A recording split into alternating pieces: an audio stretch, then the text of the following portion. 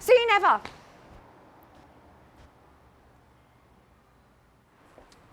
Hey, everything all right?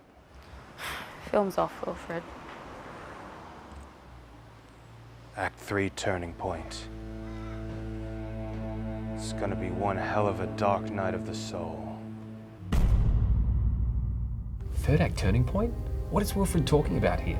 And why is it going to be such a dark night of the soul? Well, Wilfred is referring to the 3-act story structure, the most commonly used writing structure in film.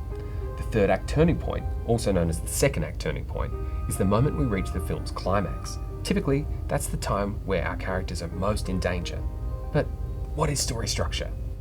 Story structure is an important thing to think about when planning your film. Simply put, the structure dictates how and when you place plot points and develop your characters.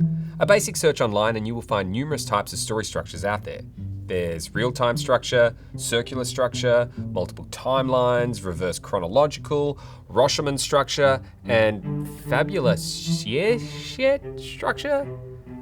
What the heck is that? But ultimately, it could be argued that all these structures can be boiled down to the basic and most commonly used 3-act structure. After all, no matter how you tell it, a story almost always has a beginning, middle, and an end. And broadly speaking, that's what the 3 acts are: the beginning, middle, and end. But we can break down each act even further. Act 1. Act 1 is where you introduce your characters and launch them into their journey. This act can be broken down further into the setup, where you introduce your characters and show the ordinary world in which they live. During this time, you will show your characters' flaws and their potential for growth, and also set the tone of your film. Then we have the inciting incident, a moment that pulls your protagonist out of the ordinary world and thrusts them into the main action of your story. If we were to use the Wizard of Oz for an example, the inciting incident is the moment the Twister takes Dorothy away from Kansas. Then we have the first act turning point, where your character has wrestled with what to do with the inciting incident and decides to embark on the journey. This is when we truly see what the film is about. Dorothy chooses to see the wizard and starts down the yellow brick road. By the way, when I say journey, it doesn't always have to be a physical journey in an external world. A story can just as easily revolve around an internal journey.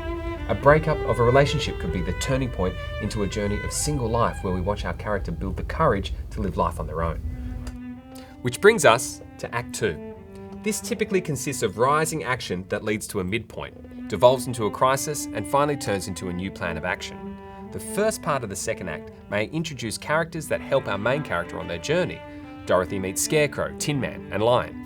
We are introduced to life in this new world and see our main character find their feet.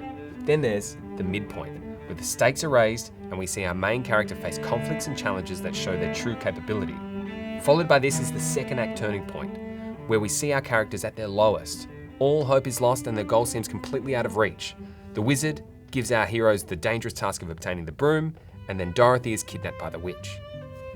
Which brings us to the third and final act. This aims to resolve the story to a satisfying conclusion, starting with the pre-climax, where your characters pick themselves up from their low point and create a new plan to reach their goal.